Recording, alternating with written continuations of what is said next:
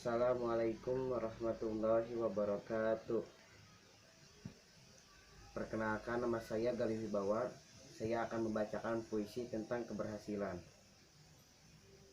Pagi yang indah, deruan angin menerpa wajah. Dingin menyelimuti langkah penuh keikhlasan. Renungan hanya untuk sebuah kejayaan. Berpikir hanya untuk sebuah keberhasilan. Tiada lafaz seindah tutur katamu. Tiada penawar seindah senyumanmu. Tiada hari tanpa sebuah bakti, menabur benih kasih tanpa rasa lelah. Hari demi hari begitu cepat berlalu. Tiada hari jenuh terpencar di wajahmu. Semangatmu terus berkobar, memberikan kasih sayang tiada hari rasa jemu. Jika engkau akan melangkah pergi, kau tak langkahmu penuh pengorbanan.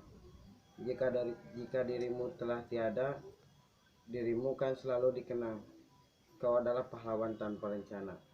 Assalamualaikum warahmatullahi wabarakatuh.